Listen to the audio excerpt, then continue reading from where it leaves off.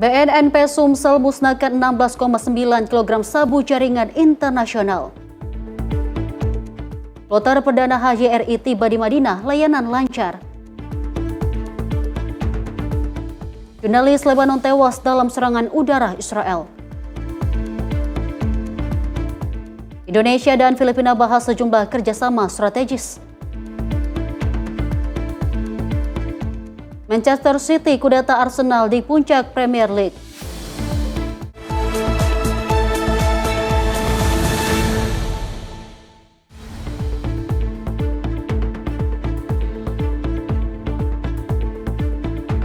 Halo pemirsa, selamat malam. Anda menyaksikan Menyapa Indonesia Malam. Pemirsa, selain informasi utama yang telah kami hantarkan, kami juga akan menemani Anda dengan sejumlah informasi dan peristiwa terkini lainnya. Bersama saya Deo Manik, inilah Menyapa Indonesia Malam selengkapnya.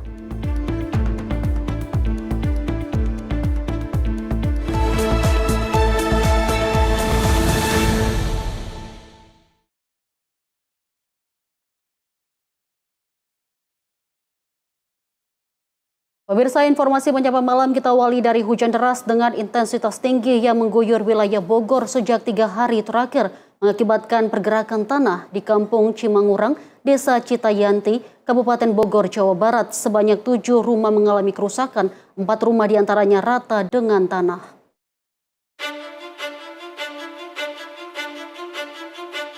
Bencana alam pergerakan tanah terjadi di Kampung Cimangurang, Desa Cijayanti, Kabupaten Bogor, Jawa Barat, yang diakibatkan oleh hujan deras dengan intensitas tinggi yang mengguyur wilayah Kabupaten Bogor sejak 3 hari yang lalu.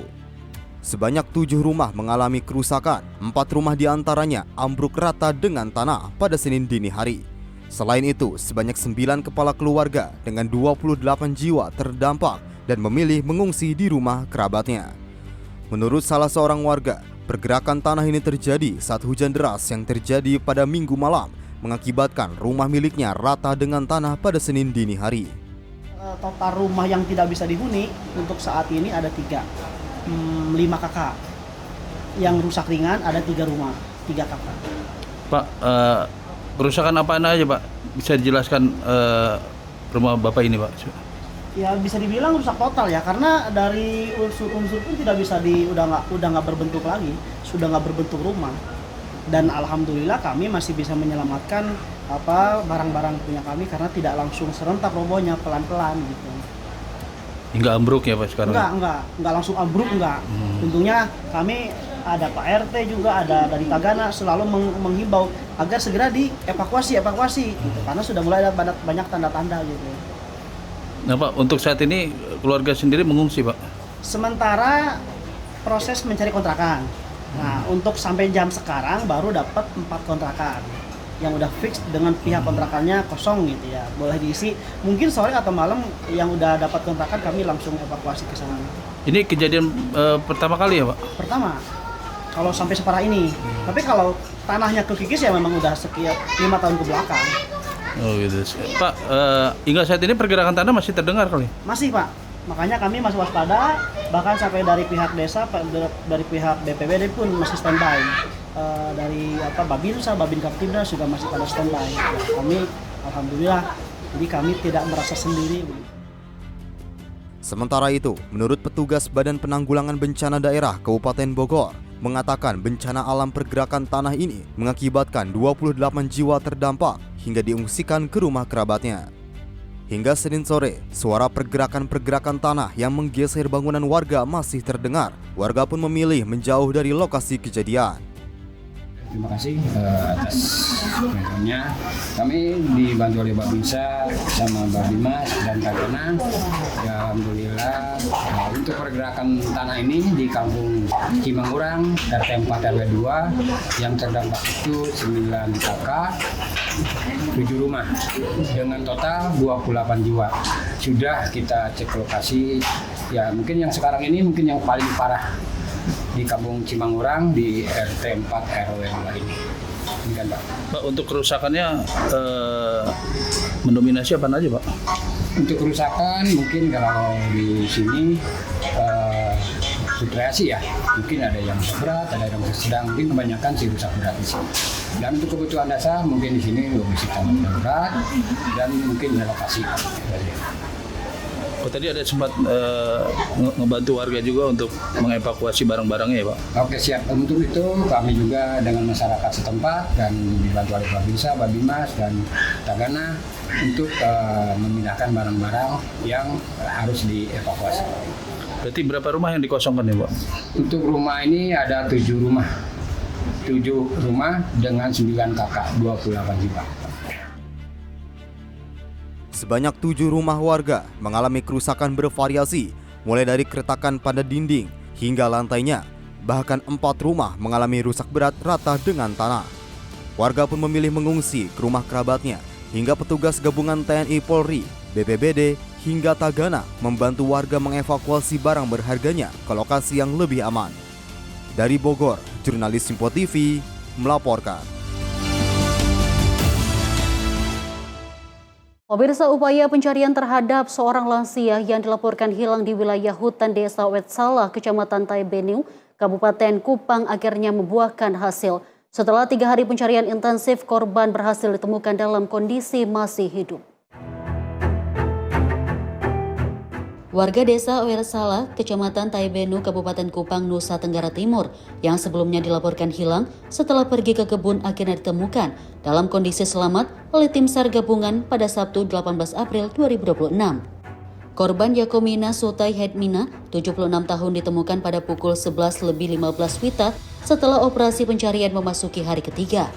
Ia ditemukan pada jarak sekitar 2,80 km ke arah utara dari lokasi kejadian kecelakaan. Setelah ditemukan, korban segera dievakuasi oleh tim SAR gabungan bersama unsur terkait dan selanjutnya diserahkan kepada pihak keluarga dalam keadaan selamat. Diketahui keberhasilan pencarian ini merupakan hasil sinergi berbagai unsur yang terlibat, yakni Kantor Pencarian dan Pertolongan Kupang, Polsek Kupang Tengah, tim K9 Polda NTT, BPBD Kabupaten Kupang, masyarakat setempat, serta keluarga korban. Tim redaksi Simpo TV melaporkan.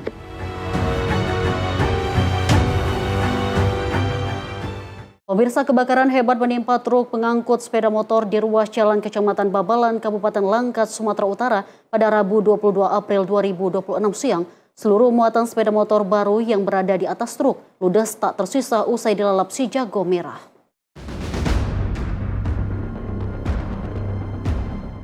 Inilah rekaman video amatir saat api membumbung tinggi disertai asap hitam pekat yang menyelimuti truk di kawasan Babalan, Langkat, Sumatera Utara pada Rabu siang 22 April 2026. Kobaran api dengan cepat merambat dari bagian belakang hingga ke seluruh area muatan, menghanguskan puluhan sepeda motor baru yang hendak dikirimkan. Kebakaran memicu kepanikan warga serta pengendara yang melintas. Sejumlah pengendara memilih berhenti dari jarak aman karena khawatir akan adanya ledakan dari tangki bahan bakar motor. Arus lalu lintas di jalur lintas Sumatera ini sempat lumpuh total. Meski tidak ada laporan korban jiwa, namun kerugian material diperkirakan mencapai ratusan juta rupiah. Hingga kini pihak berwenang masih melakukan penyelidikan guna memastikan apakah api dipicu oleh arus pendek pada kendaraan truk atau adanya faktor teknis lainnya. Petugas pemadam kebakaran setempat diterjunkan ke lokasi guna memadamkan sisa-sisa api. Zata Yumni, tim redaksi Simpo TV melaporkan. Pemirsa, seekor ular sanca sepanjang 2 meter membuat heboh tamu Grand Daerah Hotel Palembang, Sumatera Selatan pada Rabu 22 April 2026 siang. Ular bernama Latin Python reticulatus ini berhasil ditangkap seorang tamu setelah mencoba merangsuk masuk ke dalam lobi dengan merayap di balik pintu kaca. Inilah detik-detik menegangkan saat seorang tamu hotel menangkap ular sanca sepanjang 2 meter dengan tangan kosong. Peristiwa ini terjadi di Grand Daerah Hotel, Jalan Jenderal Sudirman, Palembang pada Rabu siang 22 April 2026. Kemunculan ular membuat panik tamu yang melakukan proses reservasi. Mereka mendadak tegang saat ular berupaya memasuki lobi hotel. Setelah ditangkap, ular kemudian dimasukkan ke dalam karung, diserahkan kepada pihak keamanan, kemudian dievakuasi ke habitatnya. Petugas keamanan Hotel Badar mengatakan kejadian ini kali pertama terjadi di lingkungan hotel. Ya, untuk kejadian tadi baru kali ini ada ular. terus langsung kebetulan ada langsung ditangkap sama tamu. Dan barangnya sudah ularnya sudah kita amanin di pos security. Ular jenis apa, Pak? Ularnya jenis saja, Ada kira-kira berapa meter tadi, Pak? kurang lebih 2 meter ya. Tadi posisinya ditangkapnya di mana, Pak? Di depan pintu samping lobi, Pak. Oh, kabarnya sempat kayak mau masuk gitu ke Iya. halang sama pintu kaca. Iya. Pelan-pelan langsung ditangkap sama tamu. Oh. Dan barang kita amanin. Tim redaksi Simpo TV melaporkan. Proses evakuasi ular piton sepanjang 6 meter lebih yang masuk ke permukiman warga di Kota Makassar, Sulawesi Selatan berlangsung dramatis. Pemirsa, petugas Rescue Damkar Kota Makassar sempat kewalahan karena ular sangat agresif dan memberikan perlawanan. Inilah video amatir saat petugas Rescue Damkar Kota Makassar berupaya mengevakuasi ular piton sepanjang 6 meter lebih di salah satu rumah panggung milik warga. Ular yang diduga berasal dari rawa-rawa di sekitar lokasi ini ditemukan melilit pada tiang rumah panggung di Jalan Antang, Kecamatan Manggala, Kota Makassar. 4 personil Rescue Damkar yang diterjunkan ke lokasi sempat dibuat kewalahan. Pasalnya, tubuh ular terlilit kuat di sela-sela kerangka kayu rumah dan terus berusaha menyerang petugas saat hendak diturunkan. Ketegangan sempat terjadi ketika tubuh ular tiba-tiba melilit tangan petugas yang dibantu warga. Tak hanya itu, petugas pun nyaris tergigit saat berusaha menutup mulut ular dengan lakban. Dan warga ular yang dari rawa naik ke rumah panggung di Jalan Antang, dan teman-teman Posko Timur langsung persiapan untuk evakuasi ular ke lokasi tersebut. Untuk proses evakuasinya seperti apa tadi, Pak? Tadi evakuasinya mungkin teman-teman di Posko Timur dibantu dengan warga karena memang kewalahan karena ularnya cukup panjang 6 meter dan besar. Jadi tadi ada sedikit mungkin kayak melawan kayak ular yang melilit. Jadi mungkin evakuasinya agak lambat karena untuk mengangkat itu yang butuh proses dan dibantu oleh warga Antang tersebut juga. Untuk panjangnya berapa? Panjangnya tadi kami hitung 6 meter. Jenisnya, Pak? Jenis ular piton. Agresif memang tadi ini. Kalau tadi sedikit agresif karena menarik dari rumah panggung itu. Dia terselip di sela-sela. Setelah berjibaku cukup lama, ular akhirnya berhasil diamankan. Saat ini ular dibawa ke Posko Damkar Kota Makassar untuk diserahkan ke pihak BKSDA sebelum akhirnya dilepas liarkan kembali ke habitatnya. Dari Makassar, Sulawesi Selatan, jurnalis Simpo TV melaporkan. Pemirsa, aksi penembakan kembali terjadi di Papua Pegunungan. Kali ini seorang ASN Yahukimo dilaporkan tewas ditembak oleh kelompok bersenjata OPM.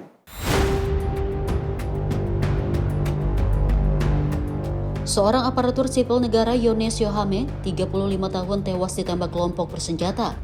Peristiwa tersebut terjadi pada Selasa malam di Kompleks Perumahan Eselon 3 Distrik Dekai, Kabupaten Yahukimo, Papua Pegunungan. Korban ditembak saat berada di depan rumahnya dan mengalami luka tembak di bagian dada.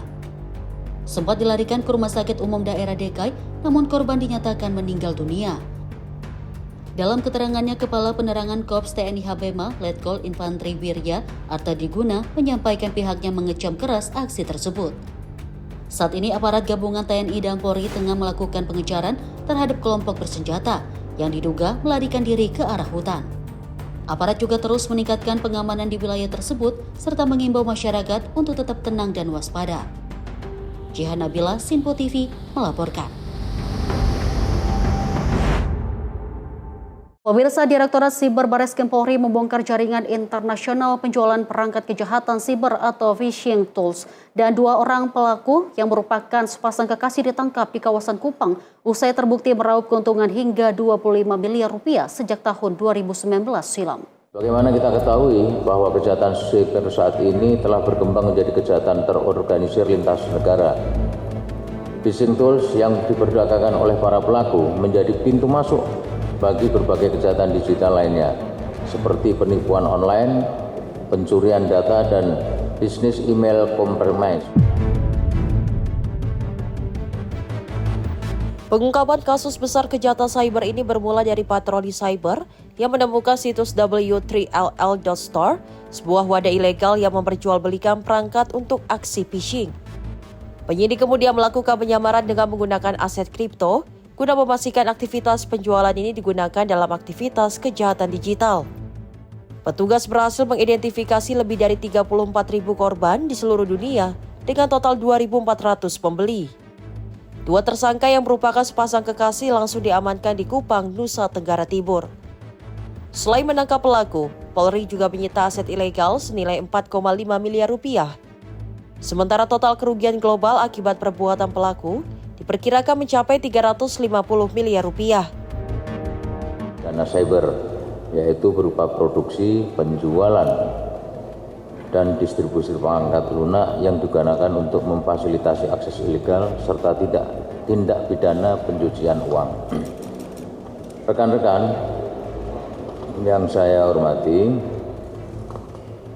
berdasarkan hasil penyelidikan di Divisi Cyber Bareskrim Polri, yaitu LP nomor 25 tahun 2024, tanggal 15 November 2024, perkara ini berhasil diungkap berawal dari patroli cyber yang menemukan situs w3ll.store yang memperjualbelikan phishing tools. Dalam proses pendalaman, penyidik melakukan undercover dengan menggunakan aset kripto dan memastikan bahwa perangkat lunak tersebut digunakan untuk aktivitas phishing atau akses ilegal. Dalam pengungkapan ini, penyidik berhasil mengungkap jaringan penjualan phishing tools internasional. Kemudian penyidik juga berhasil mengidentifikasi 2.440 pembeli dalam periode dari tahun 2019 sampai dengan 2024. Yang ketiga juga mengidentifikasi 34.000 korban secara global dan mengamankan 2 orang tersangka di kota Kupang, NTT beberapa waktu yang lalu serta telah ditetapkan sebagai tersangka. Bagaimana kita ketahui bahwa kejahatan cyber saat ini telah berkembang menjadi kejahatan terorganisir lintas negara. Phishing tools yang diperdagangkan oleh para pelaku menjadi pintu masuk bagi berbagai kejahatan digital lainnya, seperti penipuan online, pencurian data, dan bisnis email compromise. Phishing tools kini menjadi pintu masuk utama berbagai kejahatan digital terorganisir lintas negara, seperti pencurian data dan penipuan online. Masyarakat pun dihimbau untuk tidak sembarangan memberikan data pribadi di ruang digital, serta segera melaporkan aktivitas mencurigakan kepada pihak berwajib. Dalam melakukan penjualan tools, tersangka GWL membuat website wellstore.com pada tahun 2018, Wellstore dan Wellshop pada tahun 2020. Ketiga website ini terhubung dengan akun Telegram sebagai media komunikasi dan sarana pengiriman skrip kepada pembeli. Tersangka dalam menjalankan bisnisnya menggunakan layanan VPS, Virtual Private Server, yang berada di luar negeri. Tersangka juga melakukan pemantauan atau monitoring, penjualan secara otomatis, serta memberikan layanan dukungan teknis bagi pembeli skrip yang mengalami kendala. Terkait dengan aliran dana yang diperoleh oleh tersangka, setelah pembayaran diterima melalui crypto payment gateway, tersangka GWL akan meneruskan dana tersebut ke wallet milik tersangka FYT. Selanjutnya dikonversi ke dalam mata uang rupiah dan ditarik atau withdraw menggunakan rekening bank pribadi milik tersangka FYT. Polri berkomitmen akan terus menindak tegas segala bentuk kejahatan cyber, baik pembuat, penjual, maupun pengguna tools ilegal tersebut, guna menjaga keamanan ruang digital Indonesia. Tim redaksi Simpo TV melaporkan. Pemirsa, BNNP Sumatera Selatan memusnahkan 16,9 kg narkoba jaringan internasional. Dari pengungkapan ini, petugas mengamankan 2 kurir yang terlibat masuknya narkoba ke kota Palembang. Badan Narkotika Nasional Provinsi Sumatera Selatan kembali mengungkap kasus peredaran narkotika jaringan internasional. 2 kurir sabu jaringan Malaysia dengan barang bukti 16,9 kg sabu-sabu diamankan petugas. Penangkapan dilakukan di perumahan Gria Kampung Serang Sejahtera, Blok I nomor 6 Palembang pada 25 Maret 2026 berdasarkan laporan masyarakat. Saat dilakukan penggerebekan di rumah salah satu tersangka, Julianto, petugas menemukan barang bukti sabu sebanyak 16,9 kg dan menangkap tersangka EEng.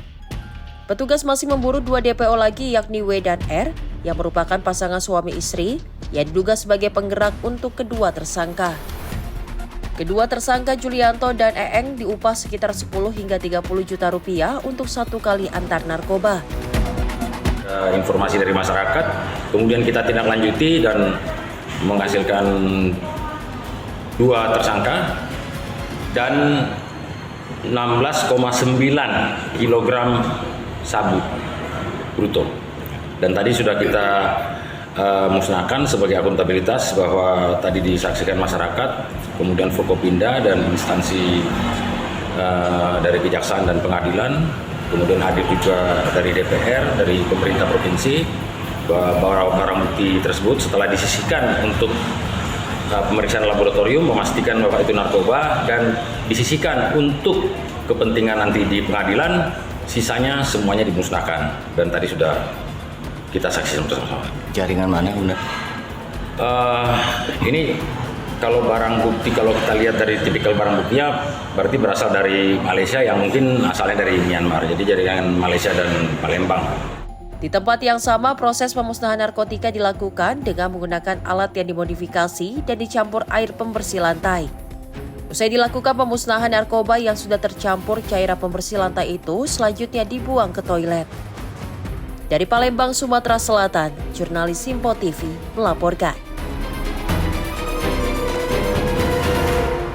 Pemirsa, aksi tawuran 2 kelompok remaja bersenjata tajam pecah di kawasan Jelambar Utama 3, Jakarta Barat pada Kamis 23 April 2026 dini hari. Aksi tawuran yang meresahkan warga sekitar ini terekam kamera pengawas.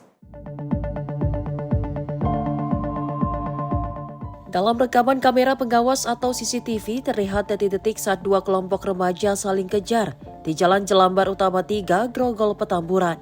Kedua kubu tampak membawa berbagai jenis senjata tajam, mulai dari celurit hingga menggunakan kayu dan batu. Aksi saling serang ini berlangsung di sepanjang jalan utama permukiman. Diduga kedua kelompok terlebih dahulu janjian melalui media sosial untuk menentukan lokasi tawuran. Bahkan aksi berbahaya ini sengaja direkam oleh para pelaku hanya demi konten di jagat maya. Tawuran di wilayah ini seperti apa, Pak? Biasa tawurannya waktu pas lepas Lebaran itu hampir 3 malam minggu berturut-turut. Nah akhirnya dia berubah lagi jadwalnya tuh malam Jumat, nah, terakhir malam Sabtu, nah terakhir lagi yang semalam yang sempat viral karena tersebar di IG dia orang tuh, karena warga saya juga ada yang ngirimin, ini bener nggak tawuran. Nah kejadian itu sebenarnya saya juga nggak ngerti duduk permasalahan, malam ini tawuran ya besok udah biasa-biasa lagi. Jadi kan titik kumpul, saya nggak ngerti mungkin dia janjiannya di medsos apa-apalah. Kita juga jadi pengurus udah pusing sendiri ngurusinnya. Alhamdulillah waktu bulan puasa kita tongkrongin selama 1 bulan penuh, nggak ada tawuran, aman. Tapi setelah lepas kita itu Lebaran, udah mulai lagi tuh. Nah, cuman yang jadi masalah kan belingnya itu berceceran. Akhirnya yang pusing warga komplain, beresin tiap pagi nyapuin beling. Pak, mereka bawa senjata tajam atau enggak, Pak? Ya, dia bawa senjata tajam, celurit panjang-panjang, saya juga nggak ngerti dah. Kalau ceritanya mah katanya pesan di online, apa celuritnya panjang-panjang, ada samurainya, jadi campur, ada samurai, ada celurit, ada yang bawa bambu, ada yang pakai batu, pokoknya komplit lah itu. Berapa orang, Pak, yang tawuran? Ya, kalau dihitung-hitung bisa dari tim sini bisa nyampe 20-30 orang lebih, sama lah, jadi dua belah pihak sama-sama banyak. Kalau korban sih kayaknya belum ada dah, maksudnya cuman denger-dengernya ada yang luka kesayat dikit gitu, tapi kalau korban sampai masuk rumah sakit kayaknya belum ada. Meski tidak ada korban dalam insiden ini, warga mengaku ketakutan untuk beraktivitas di luar rumah saat malam hari.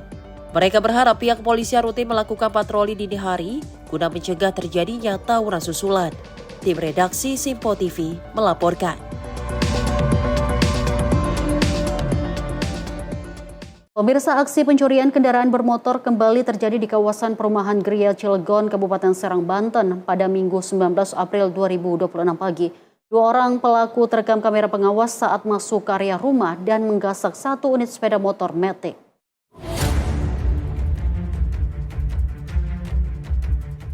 Aksi pencurian ini terjadi di Blok C3 nomor 11 RT 03 RW 03 Kelurahan Harjatani, Kecamatan Kramat Watu, sekitar pukul 6:05 waktu Indonesia Barat.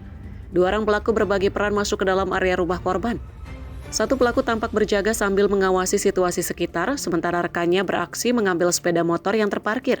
Hanya dalam hitungan menit, kedua pelaku berhasil membawa kabur 1 unit Honda Beat berwarna hitam dengan nomor polisi A60246AC. Korban baru menyadari kendaraannya hilang saat hendak beraktivitas di pagi hari. Kini rekaman CCTV telah diserahkan kepada pihak kepolisian sebagai petunjuk penting untuk menelusuri identitas dan keberadaan para pelaku. Masyarakat diimbau untuk selalu menggunakan kunci ganda dan tetap waspada meski kendaraan diparkir di dalam area rumah. Bagus Maulana, tim redaksi Sinpo TV melaporkan.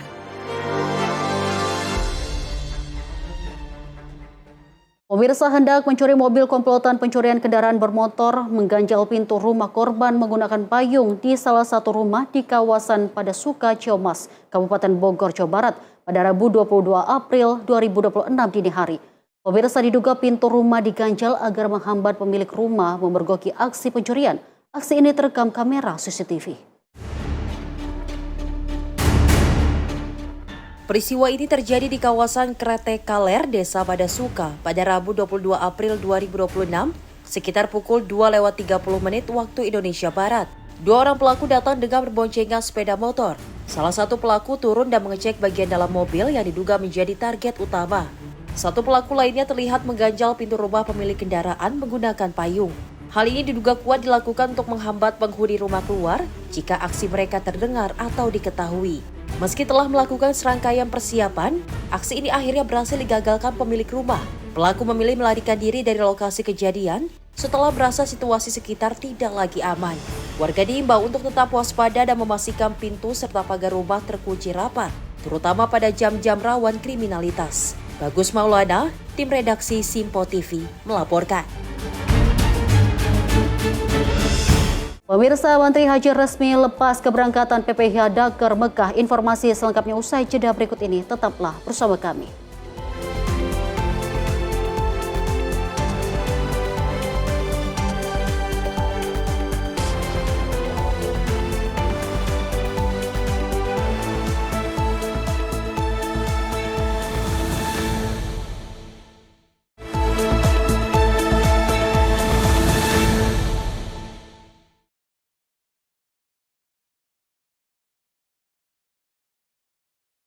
Selamat malam pemirsa, Anda menyaksikan Menyapa Indonesia Malam. Pemirsa, Menteri Haji dan Umroh Muhammad Irfan Yusuf menegaskan bahwa petugas haji harus mampu dalam menjaga etika untuk melayani para jemaah haji yang menjalankan ibadah di Tanah Suci. Dirinya menekankan para petugas haji harus bertutur kata yang baik kepada jemaah tanpa harus berucap kasar dan nada yang tinggi.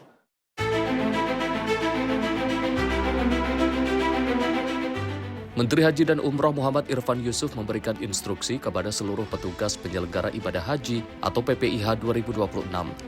Pasalnya, para petugas haji tersebut dipilih untuk melayani para jemaah haji yang melakukan ibadah di Tanah Suci Mekah, Arab Saudi. Menhaj menekankan pentingnya para petugas haji untuk menjaga etika ketika melayani para jemaah haji. Petugas haji diminta untuk dapat mengetahui dalam menghadapi jemaah haji yang beraneka ragam usia, kultur, serta kebudayaan. Oleh karena itu, dirinya menegaskan bahwa jemaah haji merupakan prioritas yang utama sehingga harus dilayani dengan sebaik-baiknya. Etika petugas harus menjadi perhatian utama. Melayani jemaah dengan ramah, sabar, santun, dan penuh empati. Hindari ucapan kasar, nada tinggi, sikap meremehkan, atau tindakan yang menimbulkan luka batin bagi jemaah. Mungkin jemaah diam, tidak akan berkomentar, tapi jangan sampai mereka merasa tersakiti hati. Mungkin mereka segan, mereka takut untuk menyampaikan unek-uneknya. Yang lebih utama adalah kita sendiri. Para petugas harus mengetahui apa dan bagaimana yang harus dilakukan menghadapi jamaah yang beraneka ragam usia, aneka ragam kultur kebudayaan, aneka ragam pendidikan. Perlu saya ingatkan data terakhir, jamaah kita mayoritas lulusan SD, sekitar 50 sekian persen. Itulah yang harus kalian hadapi. Tentu berbeda menghadapi jamaah yang lulusan SD dengan sarjana, tapi kalian tidak bisa membeda-bedakan itu. Semua harus dilayani dengan sebaik-baiknya. Dari Jakarta, Fahrizal Ahmad Amin, Sinpo TV, melaporkan.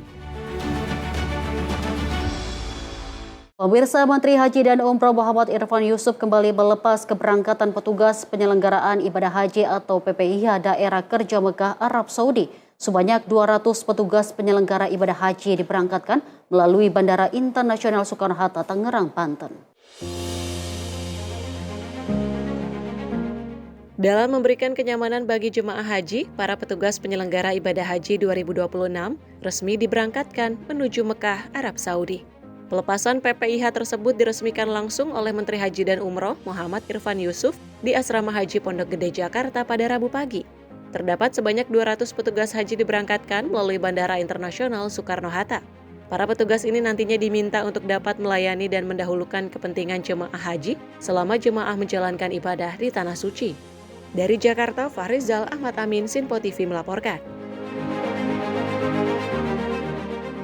Pemirsa, kloter perdana jemaah haji Indonesia telah tiba di Madinah dengan selamat. Proses pelayanan dan juga kedatangan berjalan tertib serta lancar sesuai rencana.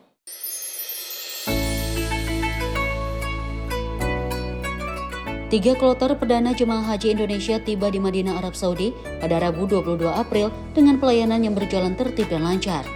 Kedatangan mereka menjadi awal pelaksanaan ibadah haji tahun ini di Tanah Suci. Kloter pertama berasal dari embarkasi Yogyakarta sebanyak 360 jemaah yang tiba pukul 6.20 waktu Arab Saudi. Disusul kloter Jakarta Pondok Gede sebanyak 391 jemaah yang tiba pada pukul 6.50 waktu Arab Saudi dengan layanan rute Mekah. Serta kloter Kuala Namu sebanyak 360 jemaah yang tiba pukul 10.00 waktu Arab Saudi. Para jemaah disambut oleh jajaran pejabat RI dan petugas haji di Bandara Amir Muhammad bin Abdul Aziz Madinah dalam suasana hangat. Duta Besar RI untuk Arab Saudi mengapresiasi kelancaran layanan rute Mekah yang mempercepat proses keimigrasian jemaah sejak dari Indonesia. Selama di Madinah, jemaah ditempatkan satu kloter satu hotel di kawasan dekat Masjid Nabawi untuk memudahkan ibadah sebelum melanjutkan perjalanan ke Mekah. Seluruh proses kedatangan berlangsung aman, nyaman, dan tanpa kendala berarti. Tim redaksi Sinpo TV melaporkan.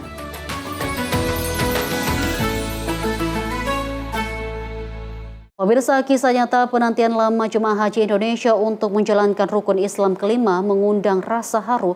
Impian belasan tahun menunggu, kini para jemaah haji bisa memenuhi panggilan Allah untuk berhaji.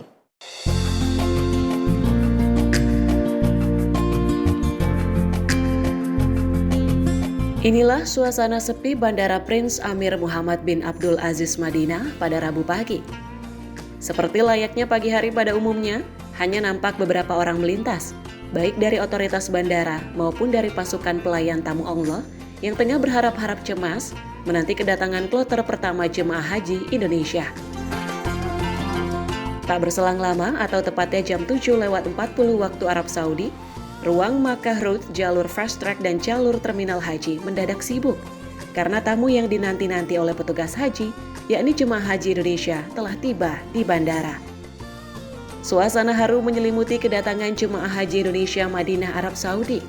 Sejumlah jemaah tak kuasa menahan air mata setelah penantian panjang, akhirnya dapat menunaikan ibadah haji tahun ini.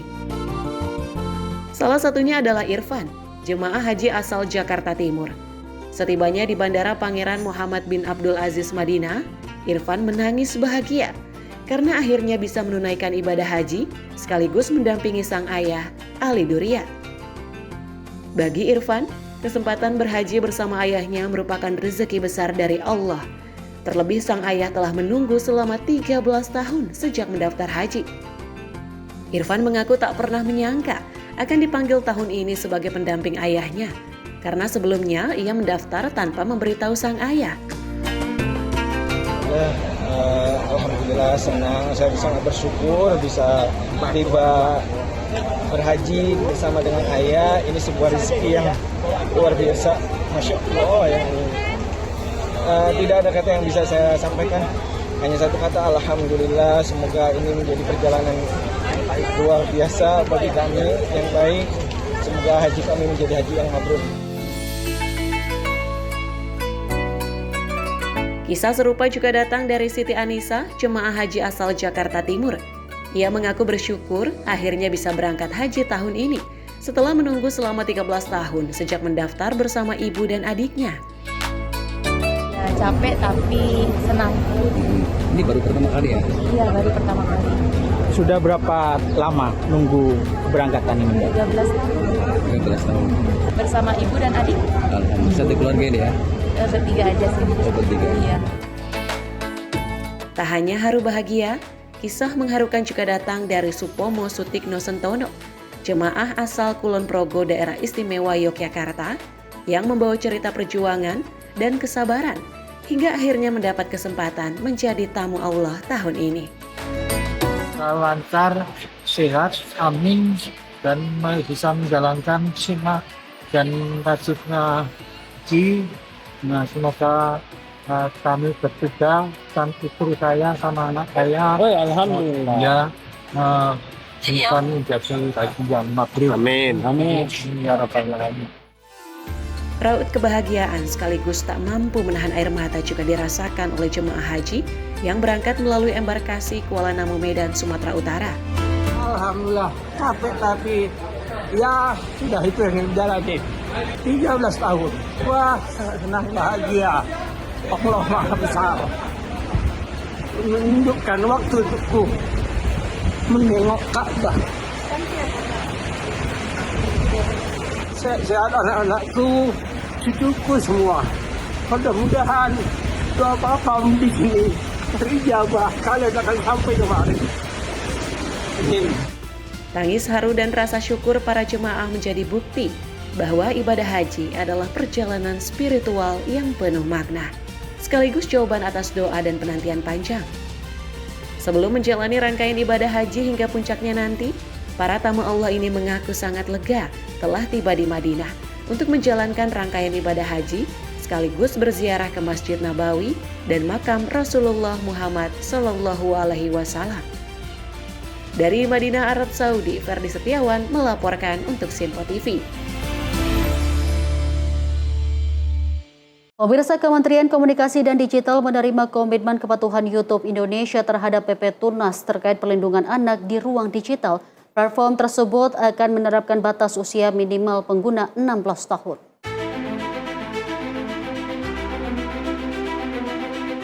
Pemerintah melalui Kementerian Komunikasi dan Digital menyatakan telah menerima komitmen kepatuhan dari YouTube Indonesia terhadap PP nomor 17 tahun 2025 tentang pelindungan anak di ruang digital.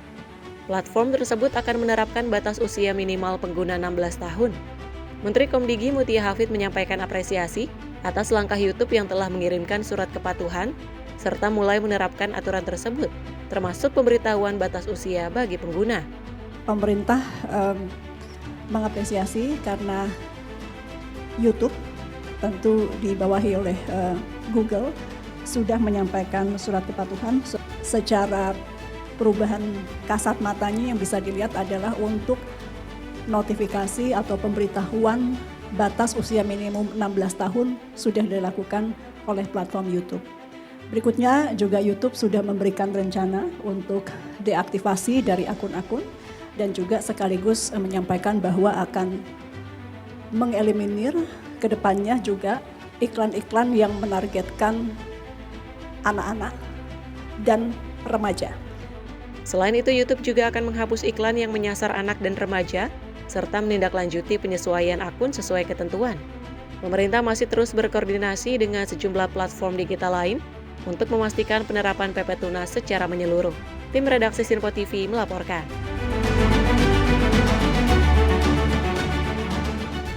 Menteri Pendidikan Tinggi, Sains dan Teknologi Brian Juliarto melakukan audiensi bersama dengan Asosiasi Satelit Indonesia. Pertemuan ini membahas pembentukan Konsorsium Nasional Pengembangan Satelit sebagai langkah strategis memperkuat kedaulatan komunikasi dan teknologi di Indonesia. Kementerian Pendidikan Tinggi Sains dan Teknologi terus mendorong pembentukan Konsorsium Nasional Pengembangan Satelit sebagai langkah strategis memperkuat kedaulatan komunikasi dan teknologi Indonesia. Hal ini diungkapkan oleh Menteri Pendidikan Tinggi Sains dan Teknologi, Brian Yuliarto, saat mengemuka dalam audiensi bersama Asosiasi Satelit Indonesia. Pada kesempatan tersebut, Menteri Brian menekankan pentingnya sinergi antara pemerintah, industri, dan perguruan tinggi untuk membangun ekosistem teknologi satelit yang mandiri. Tak hanya itu, ia juga menegaskan bahwa integritas riset dan kebutuhan industri menjadi kunci dalam memperkuat daya saing nasional, terutama di sektor komunikasi yang memiliki peran strategis. Langkah ini juga sejalan dengan kebijakan Dikti-Saintek berdampak yang mendorong hilirisasi riset serta kolaborasi lintas sektor agar inovasi yang dihasilkan dapat memberikan manfaat langsung bagi masyarakat. Tim redaksi Sinpo TV melaporkan.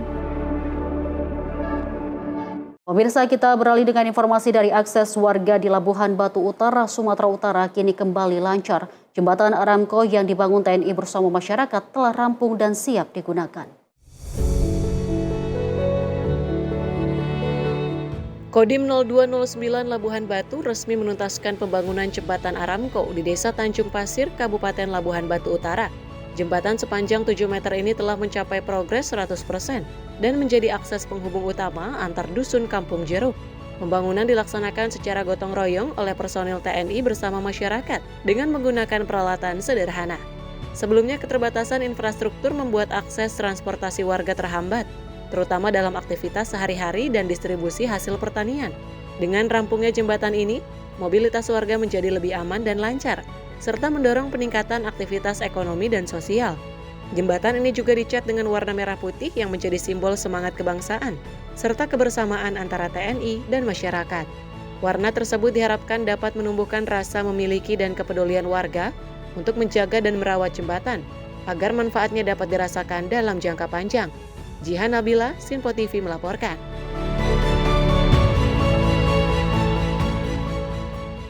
Pemirsa, Menteri Sosial RI Saifullah Yusuf mendorong percepatan pembangunan sekolah rakyat di Gorontalo dan Pagar Alam.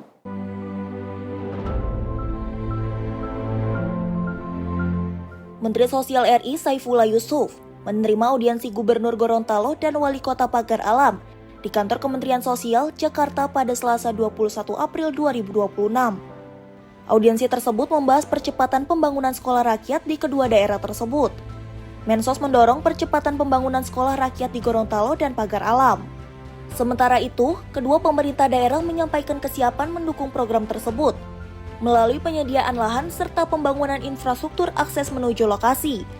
Gorontalo telah menyiapkan 3 hektar lahan, sementara Pagar Alam siap menyediakan lebih dari 6 hektar, beserta infrastruktur pendukung untuk memulai tahap konstruksi.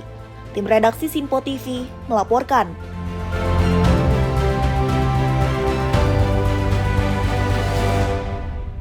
Kita lanjut informasi dari Menteri Kehutanan RI Raja Juli Antoni yang berdialog dengan sejumlah pihak untuk membahas pembiayaan inovatif bagi Taman Nasional dan Konservasi Spesies Ikonik Indonesia. Pemirsa, Taman Nasional diharapkan tetap terjaga sekaligus memberikan manfaat nyata bagi kelestarian hutan dan kesejahteraan masyarakat. Selasa sore 21 April 2026, Menteri Kehutanan RI Raja Juli Antoni bersama Wamen Kehutanan Rohmat Marzuki serta perwakilan Inggris untuk konservasi alam Ruth Davis, Utusan Khusus Presiden Bidang Perubahan Iklim dan Energi Pak Hasim Jojo Hadikusumo, Duta Besar Inggris untuk Indonesia Yang Mulia Dominic Jeremy, berdialog untuk membahas pembiayaan inovatif bagi Taman Nasional dan Konservasi Spesifik Ikonik Indonesia. Melalui dialog tersebut menghasilkan komitmen untuk membuka ruang kolaborasi yang lebih luas bagi sektor swasta, NGO, mitra internasional, dan para mitra pembangunan untuk menghadirkan gagasan, masukan, serta inovasi dalam memperkuat pengelolaan Taman Nasional. Upaya ini dinilai penting untuk mendorong model pendanaan yang lebih berkelanjutan bagi kawasan konservasi, khususnya Taman Nasional. And therefore, as the Minister of Forestry, I open up my doors 24 hours for the colleagues from the private sectors, from the NGOs, to discuss, give an input, critique, evaluation in order again to have a new way, new thinking, and new spirit in order to protect and make use and maximize the function of national park and as well as our forests. Prabowo Subianto, our president, has very strong commitment on making our national park as the world standard national park.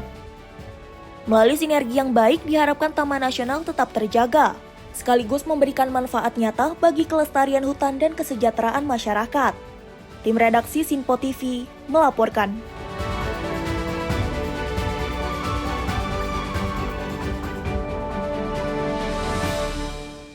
Pemirsa, pesawat Myanmar Airlines bertabrakan di Bandara Yangon. Informasi selengkapnya usai jeda berikut ini. Tetaplah bersama kami di Menyapa Indonesia Malam.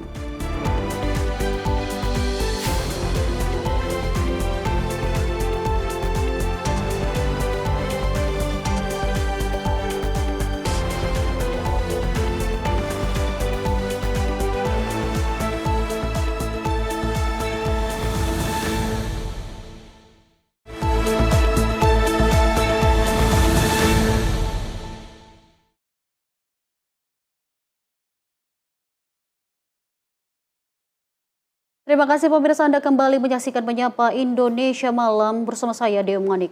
Pemirsa, seorang jurnalis asal Lebanon, Amal Khalil, tewas akibat serangan udara Israel menghantam sebuah rumah. Amal Khalil berlindung di sebuah rumah saat sedang bertugas meliput konflik. Seorang jurnalis Lebanon, Amal Khalil, dilaporkan tewas dalam serangan udara yang dilakukan Israel, yang terjadi di tengah meningkatnya intensitas konflik. Serangan tersebut menghantam sebuah rumah di wilayah Lebanon Selatan, yang digunakan korban sebagai tempat berlindung saat berada di lokasi peliputan. Insiden terjadi saat korban sedang meliput konflik antara Israel dan kelompok Hezbollah, yang masih berlangsung dengan resiko tinggi bagi pekerja media. Tim penyelamat dilaporkan baru berhasil menemukan dan mengevakuasi jenazah korban beberapa jam setelah serangan, di tengah puing-puing bangunan setelah proses pencarian yang cukup sulit. Peristiwa ini menambah daftar jurnalis yang menjadi korban dalam konflik bersenjata di kawasan tersebut, serta meningkatkan kekhawatiran internasional. Sampai berita ini dikonfirmasi, belum ada pernyataan resmi lengkap terkait detail serangan maupun kondisi di lokasi kejadian yang masih dalam proses verifikasi. Situasi keamanan di Lebanon Selatan masih beresiko di tengah intensitas serangan yang belum mereda dan beresiko memicu eskalasi lebih lanjut. Tim redaksi Sinpo TV melaporkan. Pemirsa, ribuan warga memadati prosesi pemakaman pejuang Hizbullah di Lebanon Selatan pada Selasa siang waktu setempat. Para pelayat datang untuk memberikan penghormatan terakhir bagi pejuang yang tewas dalam konflik terbaru dengan Israel. Suasana haru dan tegang mewarnai prosesi pemakaman pejuang Hizbullah di Lebanon Selatan pada Selasa waktu setempat. Para pelayat memadati jalanan untuk memberikan penghormatan terakhir kepada para pejuang yang tewas dalam konflik terbaru. Suasana duka menyelimuti komunitas setempat saat prosesi berlangsung. Selama prosesi, para pengantar jenazah mengumandangkan seruan perlawanan dan menegaskan kesetiaan mereka terhadap kelompok tersebut. Mereka menyatakan tekad untuk terus bertahan di tanah kelahiran dan melanjutkan perlawanan hingga titik darah penghabisan.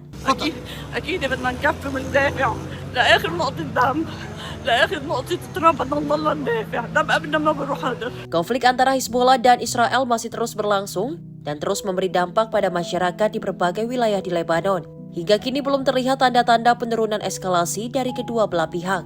Tim redaksi Sinpo TV melaporkan. Kita lanjut informasi dari mancanegara. Presiden Uni Emirat Arab dan pemimpin sementara Suriah yang menggelar pertemuan di Abu Dhabi. Pemirsa, kedua negara membahas penguatan hubungan bilateral serta situasi keamanan kawasan.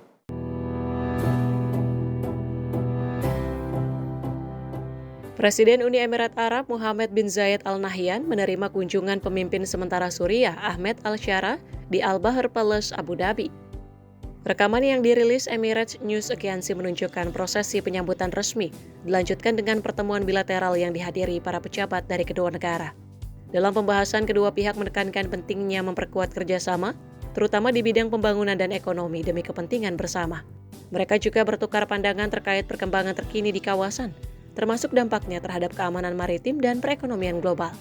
Dalam kesempatan tersebut, Ahmed Al-Shara mengecam serangan Iran di Uni Emirat Arab dan sejumlah negara lain yang dinilai melanggar kedaulatan dan hukum internasional.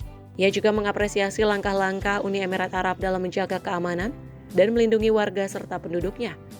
Kedua negara menegaskan komitmen untuk terus meningkatkan hubungan bilateral, serta mendukung pembangunan dan kesejahteraan bersama.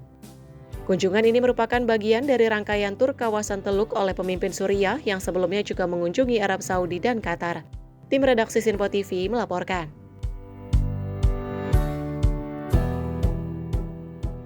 Pemirsa, sebuah pesawat penumpang milik Myanmar National Airlines terlibat tabrakan di darat. Tabrakan diduga akibat pesawat mengalami kegagalan sistem rem saat bergerak di landasan.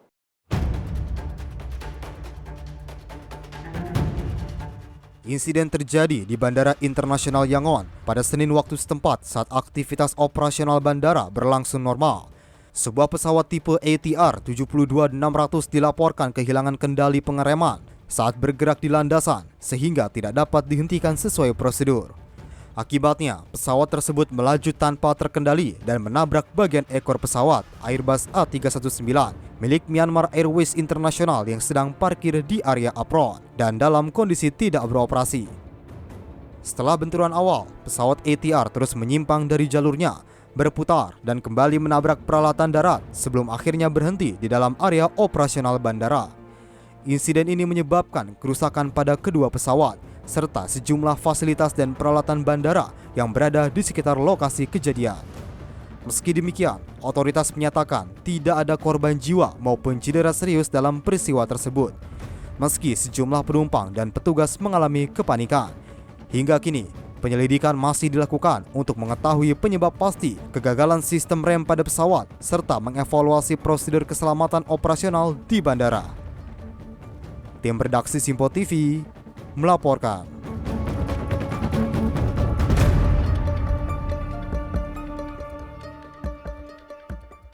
Sebuah pesawat kecil jatuh di area parkir toko suku cadang mobil di California Selatan mengakibatkan pilot terluka parah. Pemirsa, insiden terjadi pada Senin siang dan masih dalam penanganan pihak berwenang.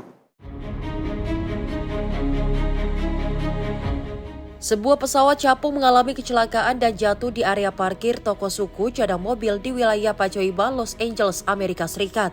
Menurut otoritas pemadam kebakaran Los Angeles, pilot pesawat merupakan pria berusia 70 tahun yang langsung dievakuasi dan dilarikan ke rumah sakit dalam kondisi kritis. Pejabat menyatakan pilot merupakan satu-satunya orang di dalam pesawat dan tidak ada korban lain dalam kejadian ini. Foto dari lokasi menunjukkan pesawat terbalik di area parkir dengan bagian depan mengalami kerusakan parah. Dilaporkan pesawat sempat menyentuh kabel listrik tegangan tinggi di sekitar lokasi. Sebagai langkah antisipasi, polisi melakukan evakuasi terhadap bisnis dan warga di sekitar area kejadian. Tim redaksi Sinpo TV melaporkan. Sementara itu, pemirsa, kebakaran hutan melanda wilayah Tenggara Amerika Serikat menghanguskan hampir 50 rumah di Georgia. Peristiwa ini memaksa warga mengungsi seiring dengan meluasnya api yang dipicu kondisi cuaca kering dan angin kencang.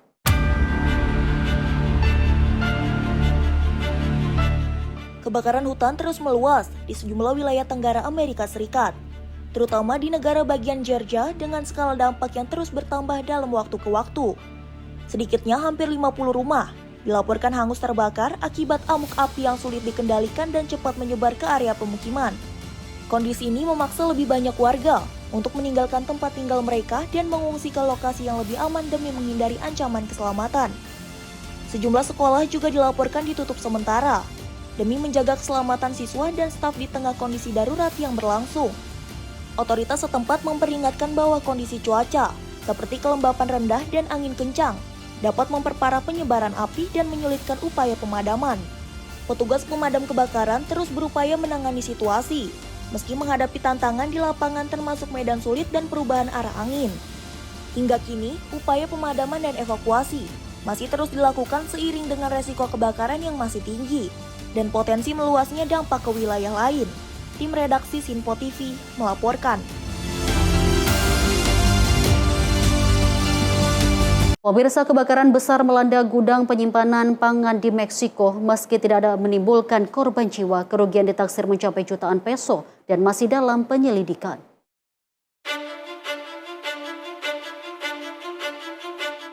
Kebakaran besar melanda gudang milik program pangan negara di kawasan La Escondida, Chiapas de Jas, Meksiko. Rekaman menunjukkan api besar melahap bangunan disertai asap pekat yang membumbung tinggi saat petugas berupaya memadamkan api. Koordinator Pelindungan Sipil setempat menyebut tidak ada korban jiwa maupun luka-luka, namun seluruh isi gudang mengalami kerusakan total. Bahan yang terbakar meliputi bahan pangan seperti kacang, jagung, minyak, serta produk kebersihan yang diperuntukkan bagi masyarakat rentan. Pihak berwenang menyatakan struktur bangunan mengalami kerusakan hingga 90%. Kebakaran diduga berawal dari aksi protes petani kacang yang membakar ban terkait masalah harga dan distribusi. Api kemudian menyebar ke gudang di sekitarnya. Kerugian diperkirakan mencapai lebih dari 6 juta peso, belum termasuk kerusakan infrastruktur dan peralatan. Kementerian Pertanian menyalahkan aksi protes sebagai pemicu insiden, namun pihak berwenang masih melakukan penyelidikan untuk menentukan penyebab pasti. Presiden Meksiko Claudia Sheinbaum menegaskan bahwa pemerintah masih menelusuri apakah kebakaran terjadi secara tidak sengaja atau merupakan tindak yang disengaja. Tim redaksi Sinpo TV melaporkan. Sementara itu, pemirsa, kebakaran besar melanda pelabuhan sungai di Ho Malin, Myanmar setelah sejumlah tanker minyak terbakar dan meledak. Peristiwa ini menyebabkan jatuhnya korban jiwa dan kerusakan luas.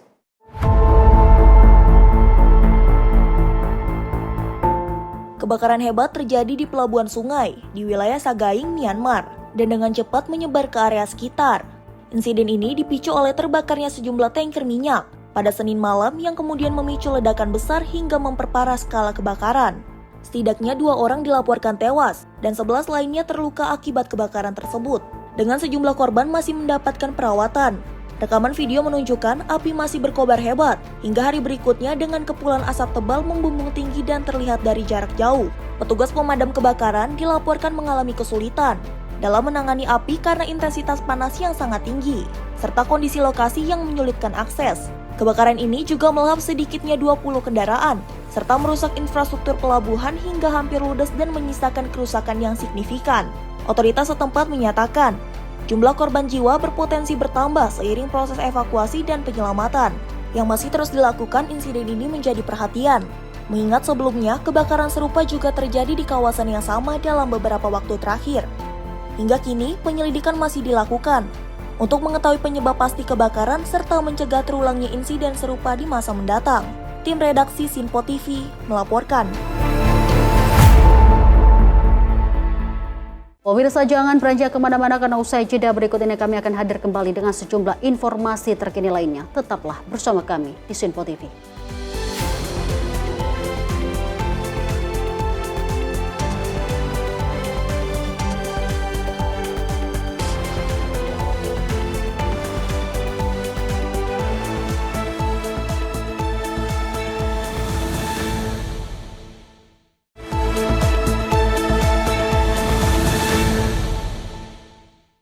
Terima kasih pemirsa, Anda kembali menyaksikan Menyapa Indonesia Malam. Pemirsa, Menteri Luar Negeri Indonesia dan Filipina melangsungkan pertemuan ke-8 dalam komisi bersama untuk kerjasama bilateral antar kedua negara di kantor Kemenlu Jakarta Pusat pada Kamis pagi.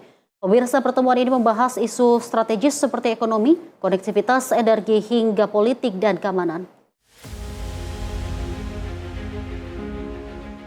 Pertemuan ke-8 Komisi Bersama untuk Kerjasama Bilateral antara Filipina dan Indonesia menghasilkan serangkaian kesepakatan di sejumlah sektor.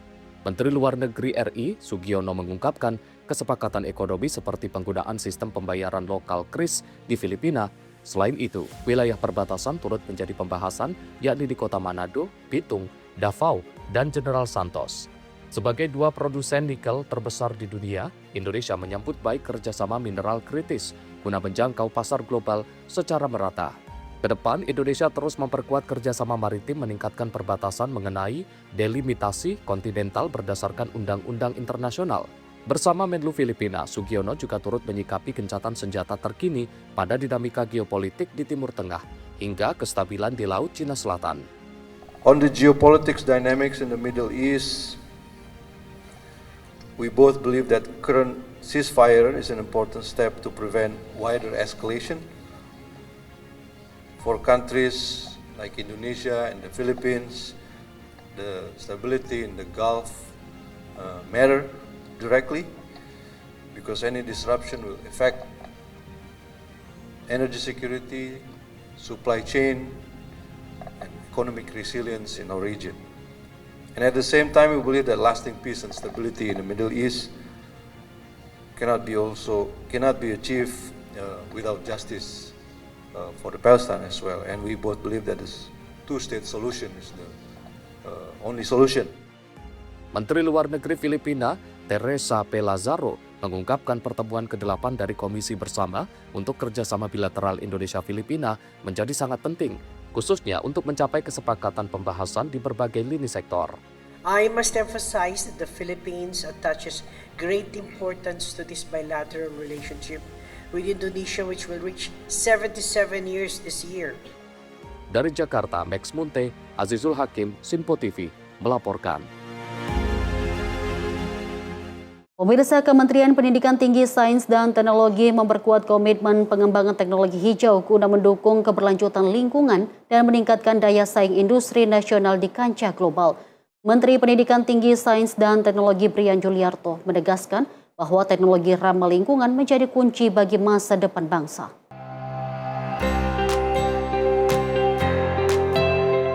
Di tengah meningkatnya krisis iklim dan energi global, Indonesia dan Eropa mempertegas langkah bersama dalam mempercepat transisi menuju pembangunan hijau berbasis inovasi.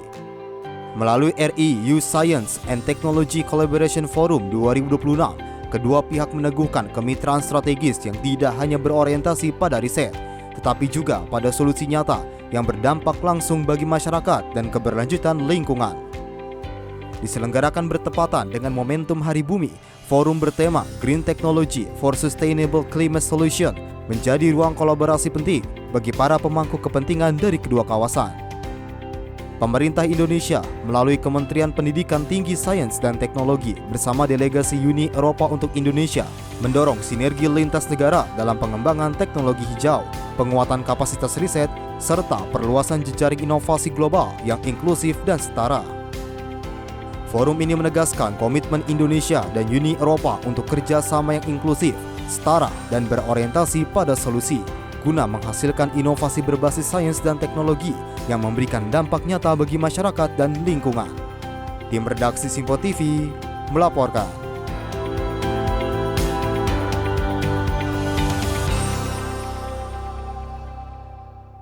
Pemirsa, Menteri Luar Negeri RI Sugiono memastikan diplomasi Indonesia yang dipimpin secara langsung oleh Presiden Prabowo Subianto di berbagai pertemuan global dilakukan guna mengamankan kepentingan nasional dan juga menjaga tatanan dunia untuk tetap tertib serta stabil sesuai amanat konstitusi.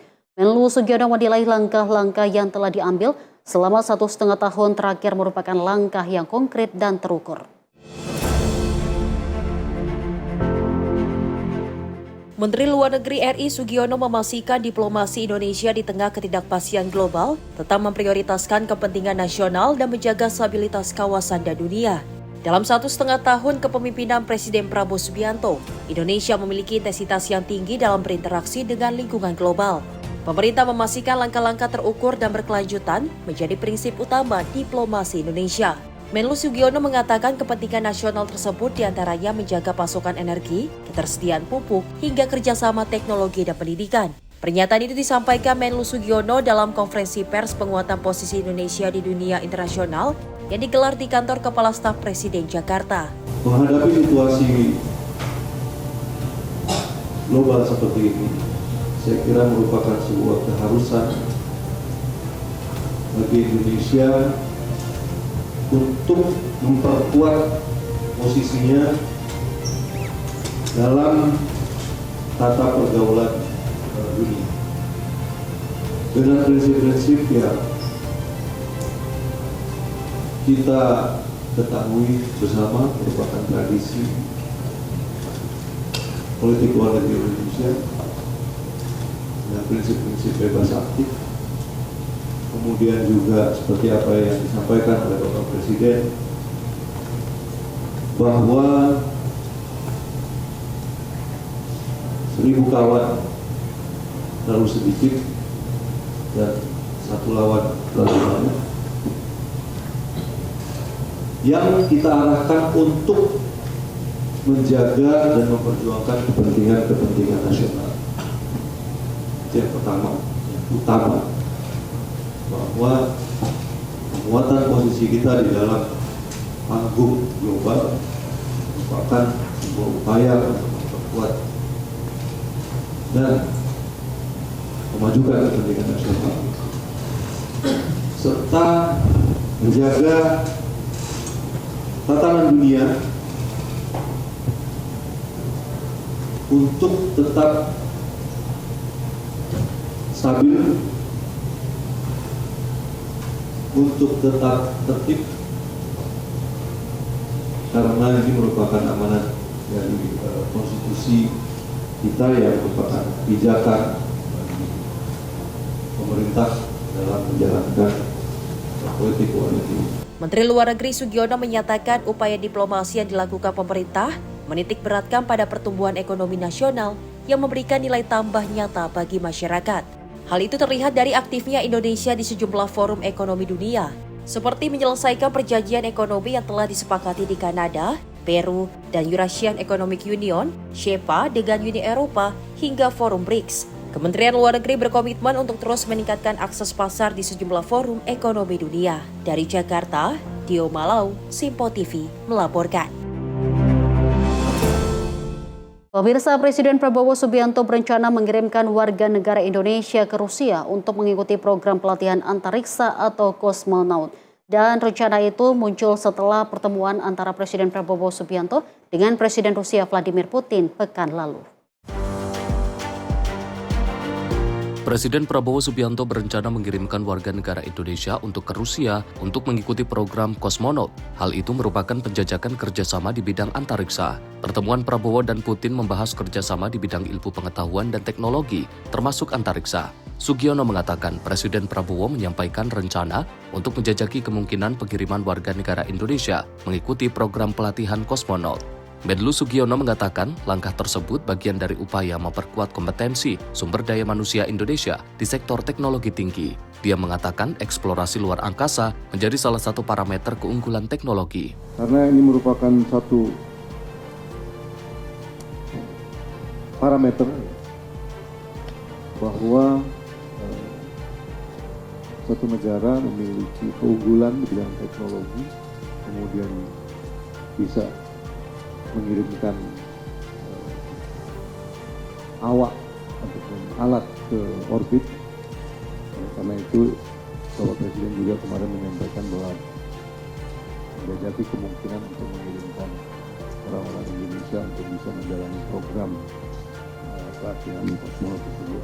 Menlu Sugiono mengatakan pembahasan kerjasama tersebut tidak hanya terbatas pada bidang antariksa, tetapi juga berbagai sektor lainnya. Pemerintah Indonesia menilai Rusia merupakan mitra strategis Indonesia. Dari Jakarta, Dio Malau, Simpo TV melaporkan.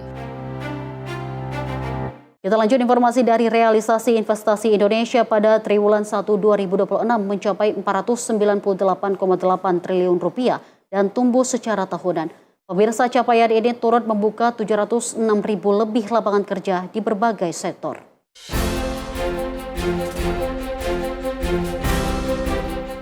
Dalam konferensi pers realisasi investasi triwulan 1 tahun 2026 di Jakarta Kamis 23 April, Kementerian Investasi BKPM melaporkan total investasi mencapai 498,8 triliun, tumbuh 7,2% secara tahunan year on year dibanding periode yang sama tahun sebelumnya.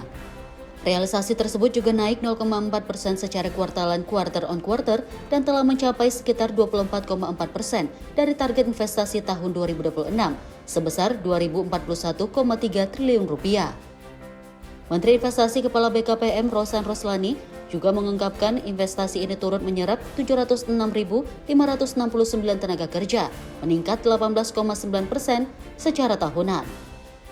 Target pada tahun 2026 itu adalah 2041,3 triliun. Itulah target yang dicanangkan oleh Bappenas yang diberikan kepada kami. Dan target ada di belakangnya. Dan target realisasi investasinya itu tercatat 498,8 triliun atau peningkatan kurang lebih 7,2% dibandingin year on year pada triwulan pertama 2025 dan berikutnya adalah kalau kita lihat yang paling penting ini juga kurang lebih 24,4% dari target investasi 2026. Capaian realisasi investasi bidang hilirisasi, kenapa ini kami angkat? Karena kontribusi dari investasi yang berhubungan dengan hilirisasi itu cukup signifikan, mencapai 29,6% di triwulan pertama ini. Jadi kurang lebih angkanya mencapai 147,5 triliun atau peningkatan 8,2%. Dari sisi sumber, penanaman modal asing dan penanaman modal dalam negeri tercatat hampir seimbang dengan sebaran investasi juga relatif merata antara Jawa dan luar Jawa. Sektor industri logam dasar menjadi penyumbang terbesar, sementara investasi hilirisasi mencapai 147,5 triliun rupiah atau 29,6% dari total realisasi. Tim redaksi Sinpo TV melaporkan.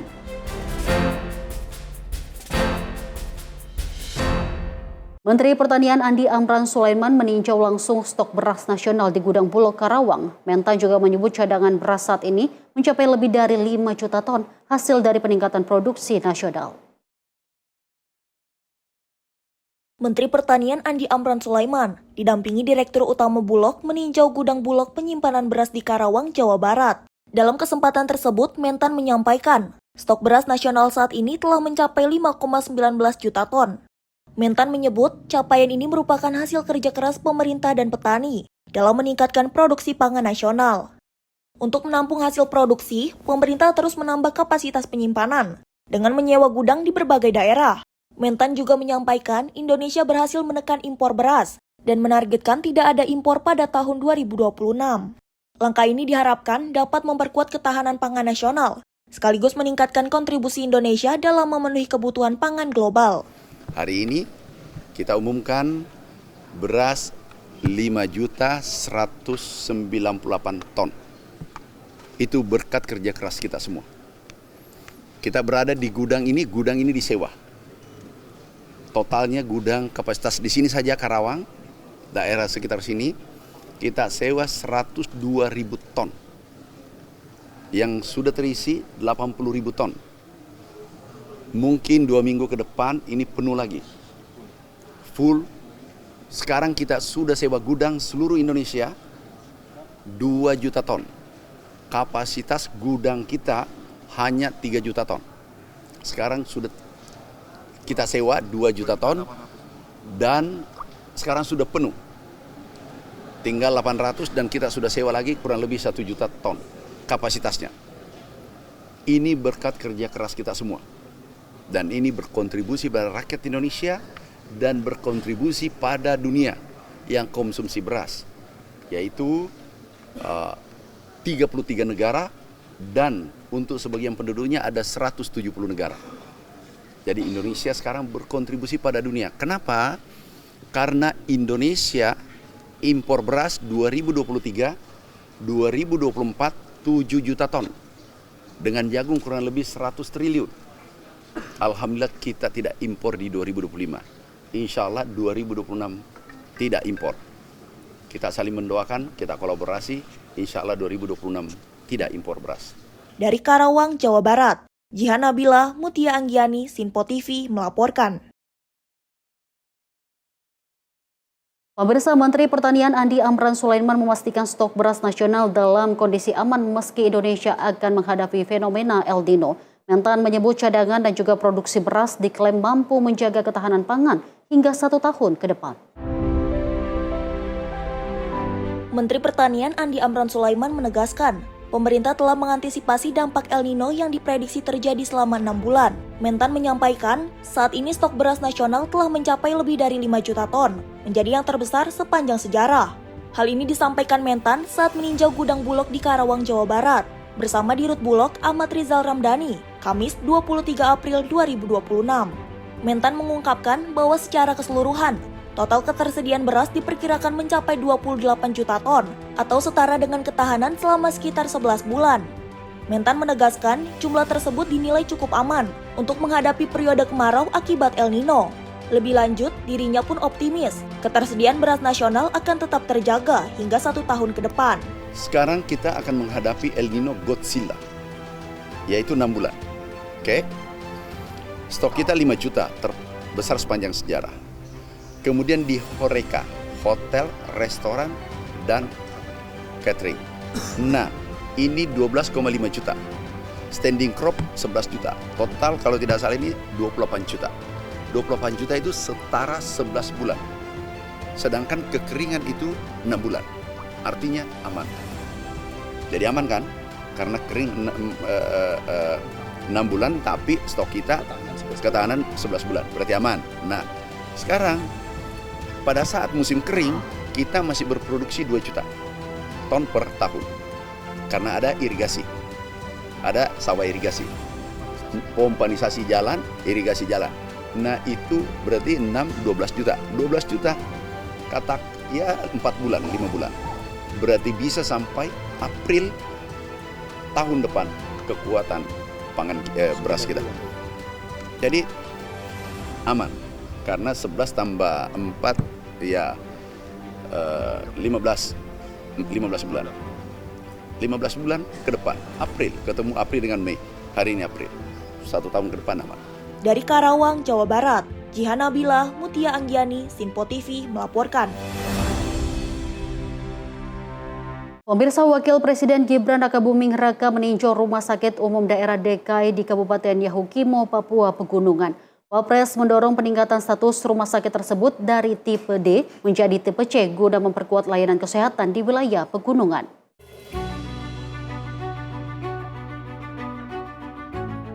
Dalam kunjungan tersebut, Wapres melihat langsung kondisi fasilitas kesehatan serta layanan yang tersedia bagi masyarakat. Ia menekankan pentingnya percepatan peningkatan kapasitas rumah sakit, baik dari sisi sarana prasarana maupun sumber daya manusia.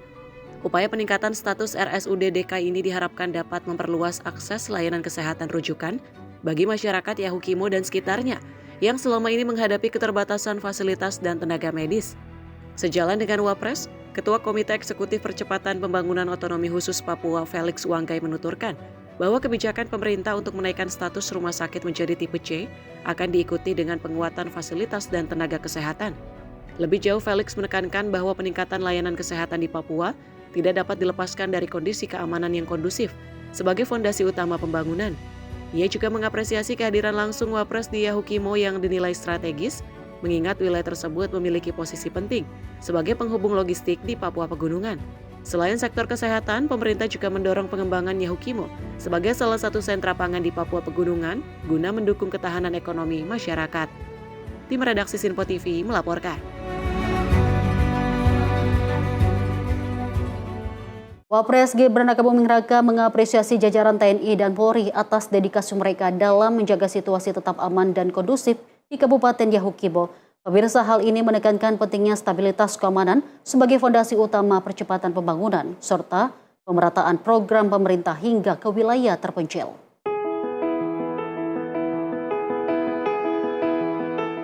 Wakil Presiden Gibran Rakabuming mengapresiasi jajaran TNI dan Polri atas dedikasi mereka dalam menjaga situasi tetap aman dan kondusif di Kabupaten Yahukimo, Papua Pegunungan. Hal tersebut disampaikan Wapres ketika mengunjungi Koramil 1715-06 DKI yang juga menjadi markas Yonif 5 Marinir dan Taipur, tim Sus 303 dalam mendukung pengamanan wilayah Yahukimo. Dalam peninjauan tersebut, Wapres menegaskan bahwa kondisi keamanan yang kondusif menjadi salah satu pilar utama agar berbagai program prioritas pemerintah dapat berjalan optimal dan dirasakan langsung oleh masyarakat. Wapres menyampaikan bahwa kunjungannya ke Yahukimo merupakan bagian dari pelaksanaan arahan Presiden dalam memastikan pembangunan menjangkau seluruh wilayah secara merata. Sejalan dengan hal itu, Wapres mengingatkan pentingnya sinergi antara TNI, Polri, dan pemerintah daerah dalam menjaga stabilitas wilayah, mengingat situasi yang aman akan membuka ruang yang lebih luas bagi masuknya berbagai program pembangunan. Terima kasih. Assalamualaikum warahmatullahi wabarakatuh. Bapak Ibu yang saya hormati, terima kasih sekali pada teman-teman TNI yang sudah mengamankan situasi beberapa bulan yang lalu.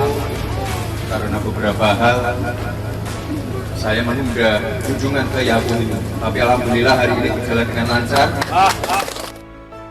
Wapres juga menegaskan komitmennya untuk terus kembali ke Yahukimo dengan membawa lebih banyak dukungan dari pemerintah pusat. Berbagai program prioritas pemerintah pun disiapkan untuk terus didorong implementasinya di Yahukimo. Antara lain, makan bergizi gratis, cek kesehatan gratis, perumahan rakyat, serta penguatan sektor koperasi dan pertanian. Tim redaksi Simpo TV melaporkan. Pemirsa, Wakil Menteri Kebudayaan Giring Ganesa meresmikan aktivasi bertajuk Interaktif Pesta Ruang Nusantara. Ruang interaktif ini didesain untuk mengajak anak-anak mengenal warisan budaya Indonesia. Wakil Menteri Kebudayaan Giring Ganesa hadir langsung meresmikan aktivasi bertajuk Interaktif Pesta Ruang Nusantara yang diinisiasi oleh Kinspace berkolaborasi dengan Kementerian Kebudayaan. Sebuah ruang interaktif yang mengajak anak-anak mengenal permainan tradisional, kudapan Nusantara, hingga berbagai alat musik daerah dengan cara yang menyenangkan dan penuh akan memberi pengalaman berkesan. Menurut Wamen Giring, di era yang terus bergerak cepat, cara untuk mengenalkan budaya kepada generasi muda pun harus terus ikut bertransformasi. Dengan begitu, sejalan dengan arahan Bapak Presiden Prabowo Subianto, Kementerian Kebudayaan akan terus mendukung hadirnya ruang-ruang inovatif seperti ini, agar warisan budaya benar-benar hidup dan dirasakan langsung oleh generasi penerus. Tim redaksi Simpo TV melaporkan. Pemirsa, Presiden Prabowo Subianto berencana meningkatkan jumlah konser K-pop di Indonesia. Rencana tersebut muncul setelah melakukan pembahasan kerjasama saat bertemu Presiden Korea Selatan Lee Jae-myung pada awal bulan April. Menteri Luar Negeri Sugiono mengatakan Presiden Prabowo Subianto ingin meningkatkan jumlah konser K-pop di Indonesia untuk para pecinta K-pop di tanah air. Langkah ini menyusul hasil kunjungan kerja Presiden Prabowo ke Korea Selatan pada 1 April 2026 untuk mempererat hubungan people-to-people exchange dan kerjasama ekonomi kreatif. Menlu mengungkapkan bahwa dalam dialog kenegaraan di Korea Selatan, Presiden Prabowo menaruh perhatian pada besarnya minat masyarakat Indonesia terhadap industri musik Korea. Oleh karena itu, pemerintah berencana memfasilitasi lebih banyak ruang bagi penyelenggaraan konser di tanah air sebagai bagian dari hasil konkret diplomasi. Kemarin juga dalam sebuah percakapan disampaikan kepada khusus untuk penggemar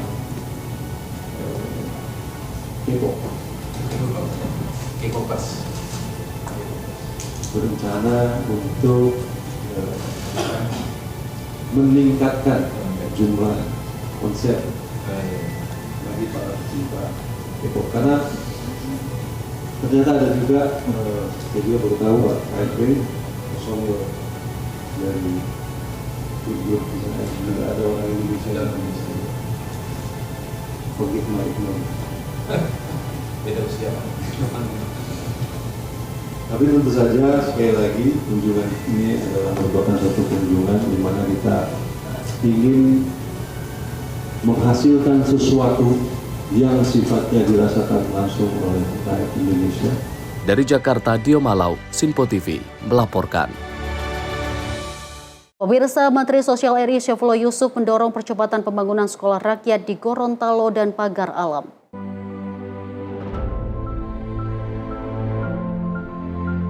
Menteri Sosial RI Saifullah Yusuf menerima audiensi Gubernur Gorontalo dan Wali Kota Pagar Alam di kantor Kementerian Sosial Jakarta pada Selasa 21 April 2026. Audiensi tersebut membahas percepatan pembangunan sekolah rakyat di kedua daerah tersebut. Mensos mendorong percepatan pembangunan sekolah rakyat di Gorontalo dan Pagar Alam. Sementara itu, kedua pemerintah daerah menyampaikan kesiapan mendukung program tersebut melalui penyediaan lahan serta pembangunan infrastruktur akses menuju lokasi. Gorontalo telah menyiapkan 3 hektar lahan, sementara Pagar Alam siap menyediakan lebih dari 6 hektar, beserta infrastruktur pendukung untuk memulai tahap konstruksi. Tim redaksi Simpo TV melaporkan.